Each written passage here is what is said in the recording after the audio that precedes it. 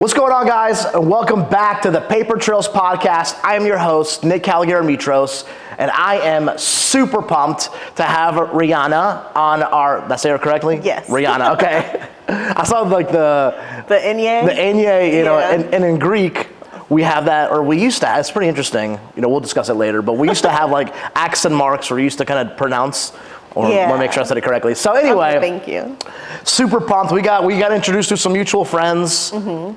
Jasmine. Okay. Yeah. I'm trying to think who introduced us. You meet so many people nowadays. You do. Honestly, you do. And then I always ask for like a referral, or hey, who's somebody that that'll be good to have on the pod, and they're like, oh well, reach out to these people. So Shout anyway. out to Bad Donuts. Yes. So awesome episode with Jasmine a couple episodes ago, but so we are season 3, episode 12 of our podcast, The Paper Trails. If you guys have not watched us, or check us out, YouTube, we're at Albemarle Paper, on Spotify and Apple Podcasts, we're Paper Trails. And yes, if you guys don't know, we are all about talking about the culinary experience. Whether you're in Charlotte or the suburbs, let's talk about food, let's talk about experience, learning, success, mindset, and just kind of the whole thing. And so I'm excited to just chat. We just met, which actually is what we both preferred. We said, you know what, let's just have a really good, genuine experience. Right. Talk, background, history, the whole thing. So pumped to have you on the pod, to tell your story.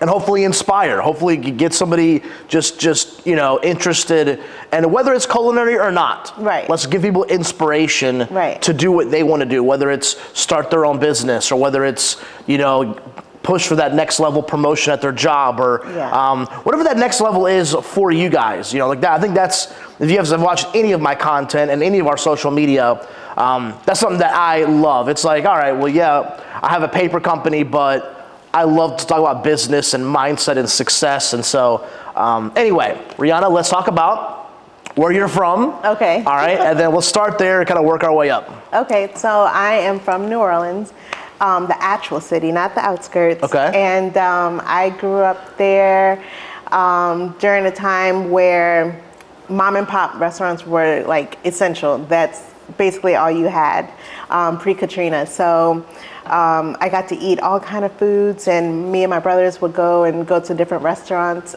during the summer. We can walk around the neighborhood restaurants and eat good out there. And I went to University of New Orleans 2 weeks after graduating high school. Okay. And now, did you know that you wanted to get into culinary? I did. I was 15. So like from early age, were cooking with mom? Like how did you know that you loved food or making food, or how did you know that? So my dad had me helping him in the kitchen. Okay. But he was scared for me to use a butter knife. Okay. So I barely got to cook anything but maybe scrambled eggs, and then I graduated to maybe making a cake or things here and there. And then during the summer when my parents would work, I'm the oldest, so I was in charge of making sure the red beans were in the pot all day, so that they're ready by dinner time, things like that. So when I was 15, I was like, I can either do culinary because I really like to cook, or I can continue playing trumpet because I was in the band. Okay. And I was like, I don't know if trumpet's gonna make me any money, but everybody's gonna need to eat. And then my guidance Did you think counselor, that? Did you literally I was 15, but I was That's a very mature thought for a 15-year-old. And I think it's the eldest daughter syndrome that I'm learning about. I get it. I'm the oldest too. I understand. Right. So I think that's what it is. And my guidance counselor was like, I had a dream that you were on TV and you were cooking. And I have made her proud. I have definitely made her proud. So, at 15, I just knew. And I went to UNO, and all they had was sanitation classes. Okay. So I was like, that's not going to help.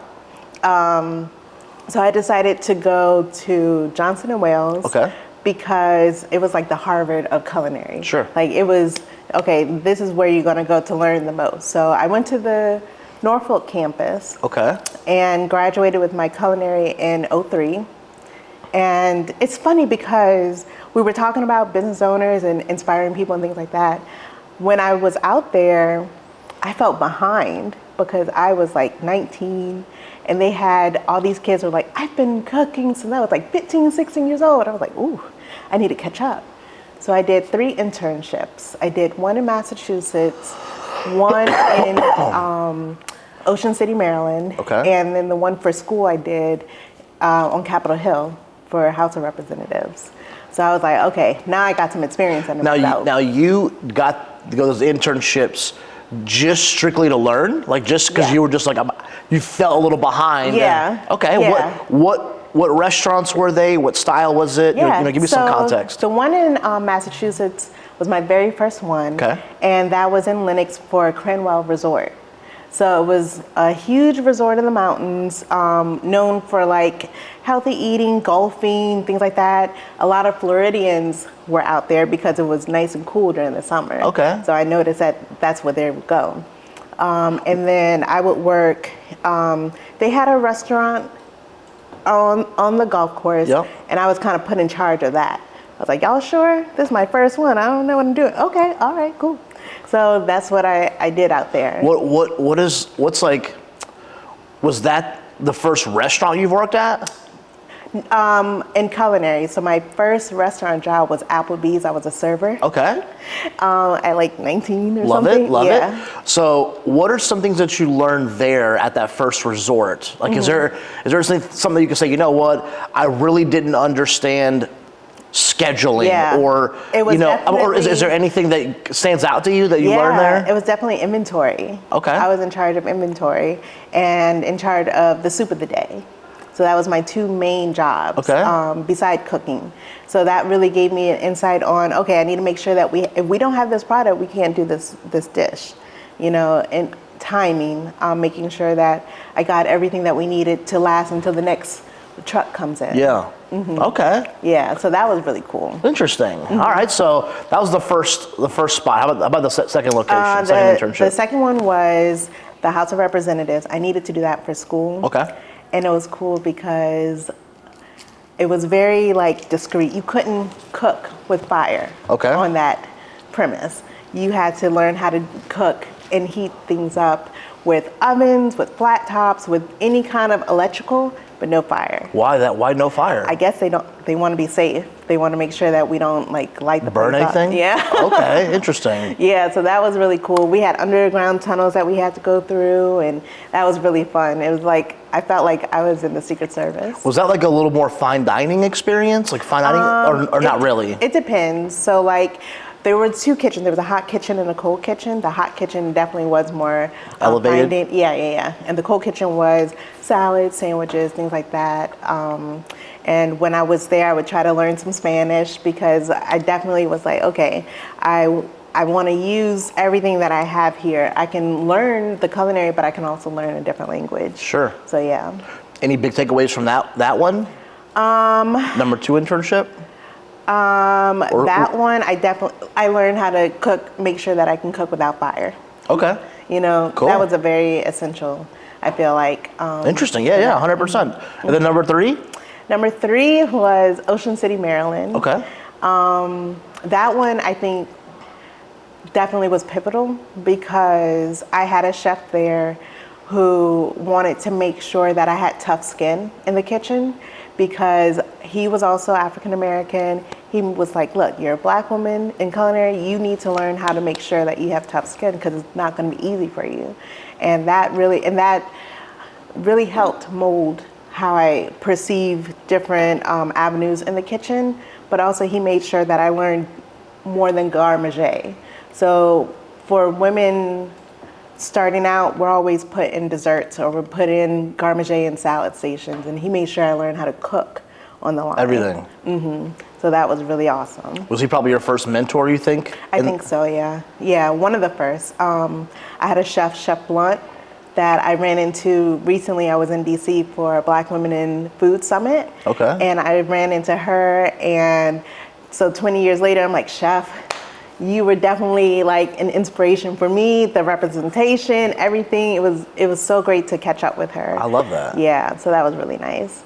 Yeah. Okay, question. If somebody is looking to whether get into culinary or any other industry, It sounds like from these 3 internships, you gained a lot of knowledge and experience from that. Would you recommend people get internships or go work in some different locations, different styles of restaurants? Yeah, so even while I was in culinary school out here and in Virginia, I definitely worked at different restaurants to try to figure out what kind of food I wanted to cook. 100%. So I worked in resorts, country clubs, hotels. I've even worked in independent restaurants to see what that was like, just to see the style of cooking and maybe the formation of how I wanted to do it. And one thing that stuck out to me is definitely country clubs, because I like the elevated experience. Sure. I like the fine dining. Sure. And working in corporate helped me understand more of how to be customer facing. So when I have my catering business, being customer facing, being pleasant, making sure that everything's faced a certain way, the food is faced a certain way, that definitely helped me understand when I have my own catering jobs, okay, this is how they're probably going to want it. Listen, I am all about internships. I think, especially the younger you are, if you're skewed young in age, no pun intended, taste a lot of different things. Right. Like go try some different industries.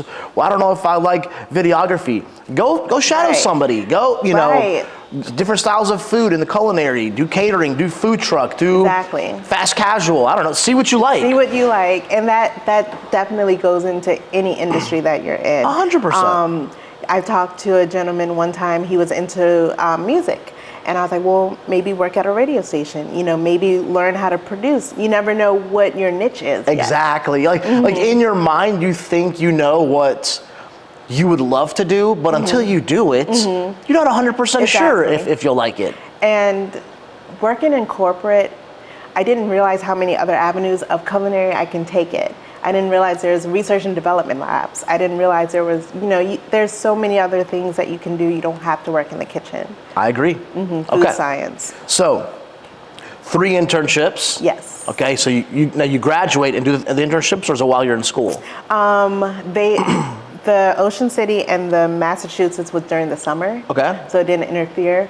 But I was given the heads up that I should do the internship in the spring. So all I have to do is the internship and then graduate. Okay. And that's how I rolled. Okay. And that was definitely nice. So in DC, when I was out there, it was really beautiful weather. It was, the thing about internships is you have relationships with friends in school. So being out there, I found a friend whose mom still lives in the area. I can, stay out there. So that's why I think that school in general and internships is a great way to network. Start your networking then, and then kind of keep that going. You never know who you're going to need. Now that Rayana, I graduated college in 2008. So I've been working for myself for 15, 16 years now. And I'm like, I wish they had told me more while I was in school to just meet more people, man. Right. Because those connections that you make, everybody's gonna leave and go to different companies, go back home. I mean, depending on where they're at. Now you've got kind of like web links in all these different cities where you know people, and it's meet people, network. I'm telling you, it's so important. It is important, and it's not just for social capital. It's just because you never know where your life is going to take you, and you can always venture out. My dad always says, whenever I was, because I traveled a lot in college, and you never knew where I was going to be, but he always had someone somewhere to look out for me, whether or not I knew it. So network, guys. I love that. Okay, so you graduate, and then what? What's the first next step for Rayana? So I graduated, and I did the independent restaurant for a little bit, but that didn't. Where? Back home or up in DC? Out here. In Charlotte? In Charlotte. So I graduated in 2005 in Norfolk. Okay. And so I was going to go back to UNO to get my 4-year, because it was a 2-year degree for culinary. And I was talking to my dad, and he was like, don't move backwards. Just go to the Charlotte location. They just opened, keep moving forward. Glad I listened. Katrina happened that Monday. I was gonna go out. What? So I almost, got stuck in that. So that definitely set the tone for how I move forward. So I came out here and got my food service management. Okay. No more internships. I was just, working at this point. Okay. So I worked when it was Valentine Resort. Yep. So I worked out there for a little bit, and I worked with other students from Johnson & Wales. So we all had that network. So we all kind of grew together, went to school together, that kind of thing. And I learned more about pastry there. So I can do a little bit of pastry. I know the science behind it, but sometimes you got to know your forte. Sure. And, shout out to y'all, because that science is no joke. So yeah. Okay. So the Valentine Resort, like the hotel, Yeah, at the resort. Yep, at Valentine Resort. And so our first guest of season 3 was from the resort. Was Mike Bob? Do you know Mike? Not personally, no. He worked. He worked out there for a while, and then left and came back, and now he's the exec there. So that's crazy. Good friend of mine. Yeah. But anyway, so beautiful resort, by the way. It is. It really is. And what they're doing in Valentine Backyard. Oh my God, the whole bowl crazy. thing in the backyard. Right. It's beautiful. So after that, I went to Myers Park Country Club. Okay. And I worked out there for a few years. What was that like? Did you like it? I did like it. I did have a good experience. At that time, I became a mom. Okay. So I made sure that I could balance, work-life balance, things like that. I did want to elevate a little bit more, but it wasn't my time, pretty much. It wasn't my time to do that. And so I went on to work in corporate with Compass Group. Okay. So I worked out there for a long time. What was that like? That was, I liked it a lot because I got to work every station. I got to graduate from, again, salads to grill, saute, catering. And that's when I realized, catering is going to be my niche. Okay. It's just, I like cooking in bulk. Is that when you figured that out? Yeah. Like working at Compass? Yeah. How long were you at Compass for?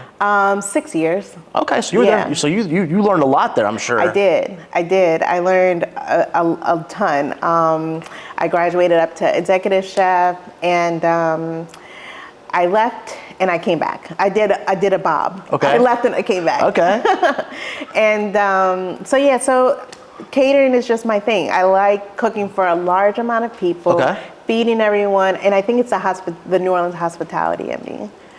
Just making sure everybody's eating good. You know what? I have to say, there is something about hospitality in New Orleans. I'd gone for the first time a couple months ago. It was the weekend before Mardi Gras. And we went. It's still Mardi Gras season, though. Well, we didn't know. Yeah. So my sister-in-law's brother had a trip planned down there, like a work trip, but it got canceled. But they just gave him the hotel and everything. Yeah. Nice. So my brother, my sister-in-law, and myself, and my niece, we all went down there just for the weekend, and. It was, even though it wasn't Mardi Gras, it was still popping.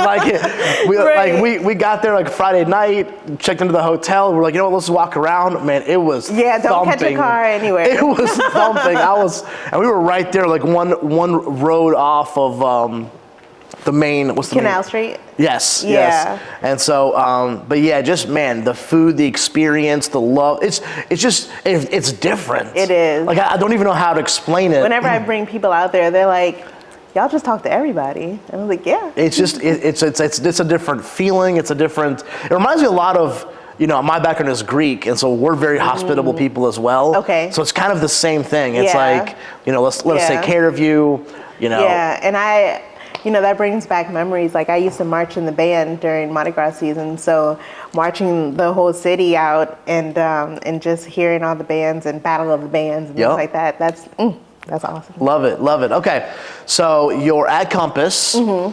You're 6 years. You're learning all the stations. You fall in love with catering. Yeah. What's the next stop from there? What happens? After that. I mean, do you outgrow it? Do you get tired of it? How?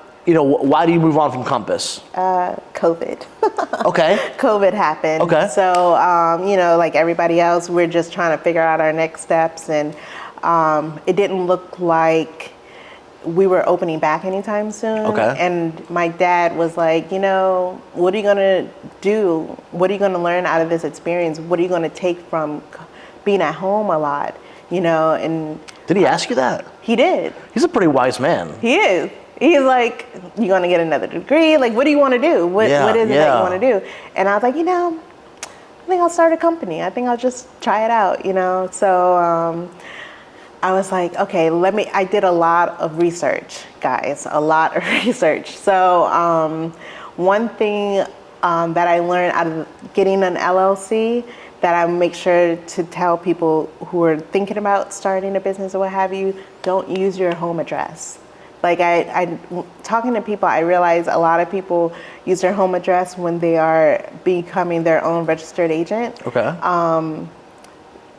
Get another address, not virtual, because you want to be able to get your check if you get paid by check. Yeah. But that way, you keep your personal life separate from your business life. So that's one of the things. Now, do you say that just to keep it a little cleaner, just to keep like business and personal? Yeah. I agree with that. Yeah, that and like, what if somebody's trying to use your business and then they find your home address? Do you really want that public? Yeah. Because it's all public records. So I want to make sure that people, if I've ever taught anybody anything, I want them to keep their privacy. I even agree with that, even like, banking wise, like have your own business account, like keep it separate from personal. So okay, these are deposits made from the business. This isn't a paycheck that you know what I'm saying? Because if you have it all in one, it's very easy to get a little complicated, and then as your business grows and scales, then it just. And even a step further, have separate banking accounts at different banks. So that's even like something that you may want to think about when you're starting your own business and growing, like you said. So I did a lot of research to see what I needed to have on my accord, and then. Did you always want to start a business, or is that something that just kind of came? So it just came to you during that time. Yeah. I was comfortable just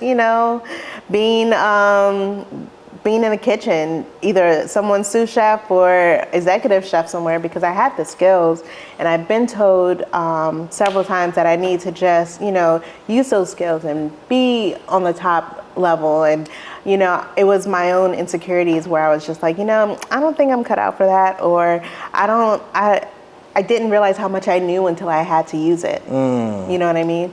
So using business tactics was something that I learned throughout the years, and something I feel like every job prepared me for the next job without me knowing it. Yeah. And it showed whenever I needed to use those skills. And this is just almost like another job, except I own it. Yeah. So. Oh, listen, two things I'd love to talk about. Number one, I think it was, what's the guy who started Apple? Steve Jobs. Yeah. Steve Jobs, I think it was at like a commencement speech. Somehow he just said, once you look back at your life, it's easy to connect the dots on things that you've learned and where you've come. And like you just said, kind of like every job kind of prepared you. But second thing I'd love for you to stay on, if you're okay with it, is about just not feeling like you're ready or worthy or able to start a business. This is my personal opinion. I think we're capable way more than we think we are. Yeah. And I just think we don't give ourselves enough credit to actually just step out of the comfort that we have in our job or in our role and, take a promotion or start the business or go do that 5K or whatever. Just whatever that comfort zone is getting a little bit above it. Yeah. What are your thoughts on that? I mean, because I feel like there's a lot of people that could play at a higher potential, maybe, or I don't know. What are your thoughts on that? So sometimes we have to get out of our own way, and I didn't realize that. So, doing inventory, for example, or managing a team, or making sure that guests are happy when you're customer facing. All of those things are business perspectives, you know, and these are skills that I developed.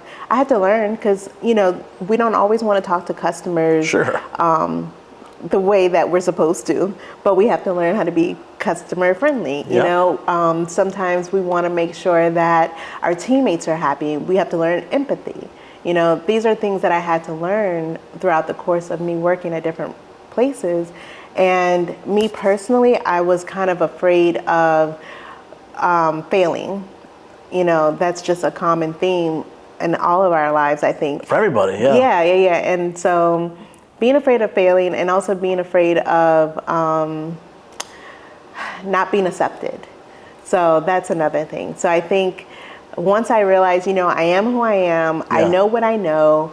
And again, my dad told me something recently, that when you're teaching people, you can always tell them that I taught you everything you know, but I didn't teach you everything that I know.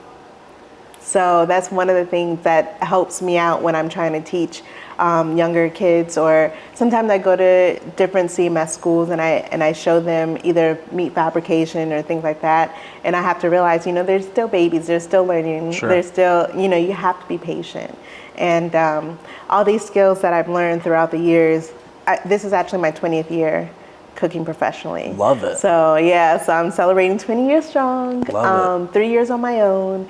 So it takes time. Don't rush it. Don't worry about if you're not there yet. Work on what you have and make sure that you have at least 3 skills that are really, really strong. You know what I mean? Yeah, you know, as long as there's progression, I think that's all that matters. Like, do we all want it faster? Yes. Do we want more customers, more money, more subscribers, more whatever? Sure, I'm sure we all want it, but I'm like, it just takes time. Right, let it happen organically. It just takes time. Like, I mean, I wish we could learn like the Matrix where you just get downloaded and learn a new language. Right. It doesn't work like that. It doesn't, and that's okay. Like, it doesn't have to be overnight. Nothing's overnight, and if it is, you have to kind of figure out, did you really want it that way? Yeah. You know what I mean?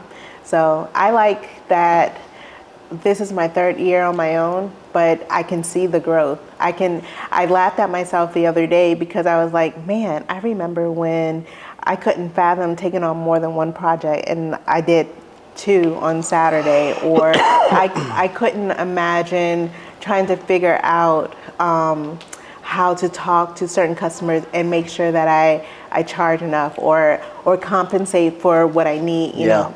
It's great to see. Or scared to charge, or you don't want to overcharge. Right. I want to make sure it's fair, but at the same time, I have to pay rent.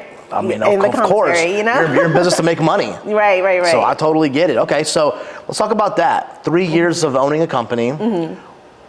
What's some things that you learned for year 1 that maybe you weren't expecting, or maybe was there anything that kind of caught you off guard that you were like, wow, you know what? I didn't realize how difficult it was, or how, I don't know, is there anything that caught you off guard, or any big learning curves the first year? So I will give a shout out to the Women's Business Center of Charlotte. Okay. They have a lot of programs for business owners that are free. And I took a lot of courses. That's cool. You sign up for these courses. It was virtual. Where do you sign up at? Do you know? On their website. You can go on their website and see what seminars they have coming up. And a lot of them are virtual, so you don't have to always, you can be in on the call and maybe do some work on the side, you know, or what have you, whatever you need to do. But taking advantage of these resources. I love that. Definitely helped get my mind right and figure out, okay, this is how you start an LLC, or you need an EIN number and things like that. So that definitely helped out. And then in year 2, just learning the ropes, learning how to manage time, because at the time I was at a commissary in Gastonia, and then all my business was in Charlotte. So making sure, you know, you factor in traffic and things like that, that was crazy. And then also trying to make sure that I stayed relevant. I stayed up to speed with trends and doing research, even going on Instagram and seeing what other people are doing and trying to get ideas of how I want my setups, how I want my table to be set up for events, how I want it to plate my food, like just making sure everything, right, exactly, because it's always learning. It's you're being a student of the business. Exactly, while I'm trying to run it. So listen, I think that's the most difficult part of, in my experience. My cousin and I started, the paper company where we supply restaurants with products. You know about that from the inventory days. Because you're wearing every hat. Yeah. You're wearing the purchasing hat. You're wearing going to the bank and deposit hat. You're wearing the actual sales calls hat. You're wearing the prospecting hat. You're wearing all these hats, and same thing for any new business owner. And it's like, all right, like what's most important? How can we sales? Okay, we need attention. We need marketing. We need to get our name out there. You know what I mean? And so. But you can't drop any of the other ones because they're all needed. Yeah, exactly. So.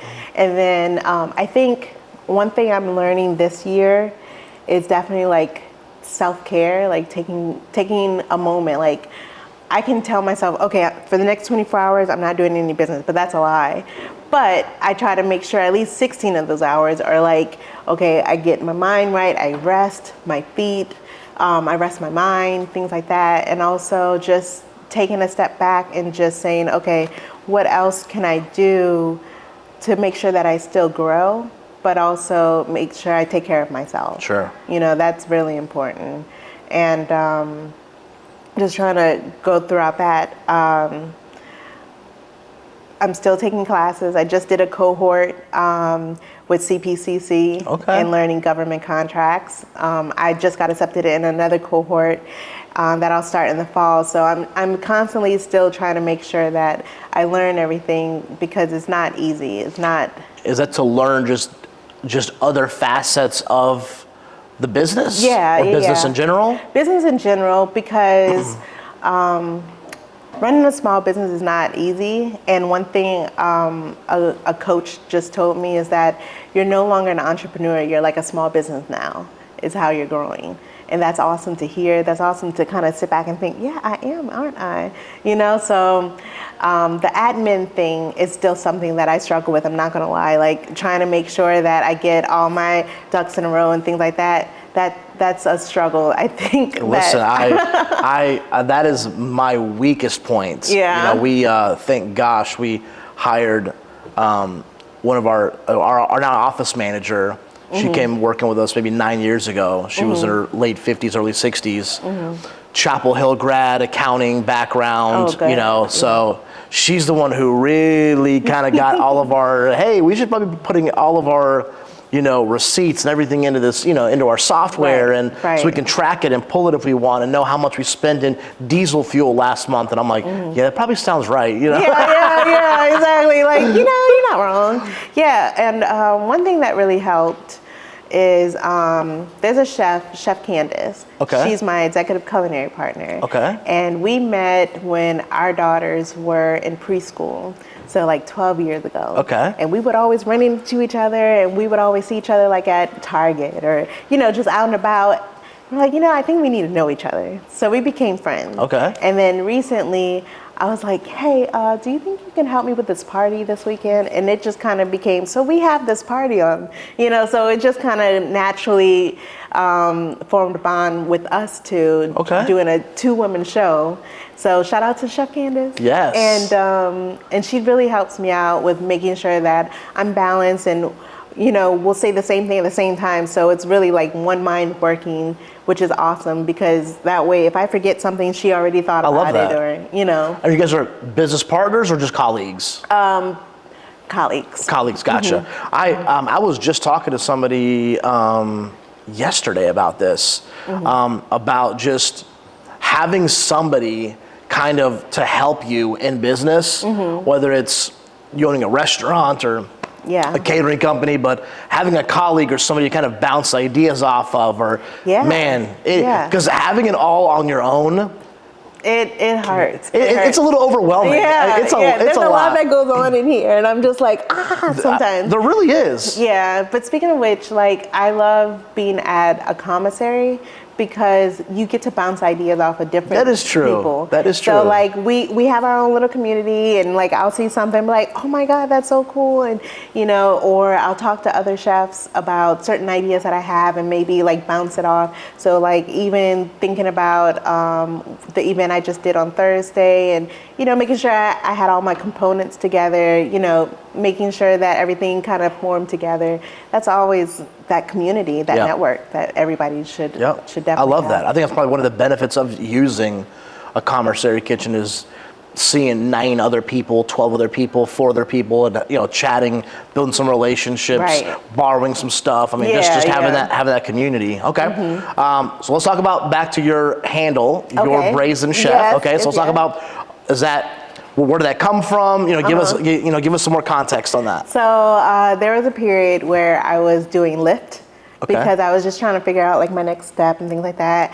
And I was like, my original catering company was Lanyap Catering, but nobody was going to be able to pronounce it. Only Louisiana people knew. What is that? Lanyap means something extra for free. Something extra for free? Yeah, and I thought that was really cool. I was like, oh, I like to make sure, maybe you get some extra bread or, something. Okay. But it wasn't going to fly. So, so I had to niche that. So I was like, I love play on words. I love wordplay. I love being able to have people think about things. And so I was like, what's a word that kind of describes me, but also a cooking method, and that's where brazen came from. So it's a brazen woman, fearless, because it's tough trying to make sure that you're brave enough to start a business, let alone like be a woman in an industry that's kind of run by men a lot. Yeah. One thing I'm noticing, a lot of women are starting to take over, which is awesome. And so having that, and also braising, like, it takes a long time to get that meat to cook down, to develop that flavor, things like that. And I thought that was perfect. So I want to be your brazen chef. Love it. Love it. Okay. Yeah. Anything upcoming for you? Is there anything exciting? Anything you're looking forward to? Anything you're working on? Yeah. To let kind of the audience know? So I definitely love to do catering for large parties, corporate caterings, dinner parties, things like that.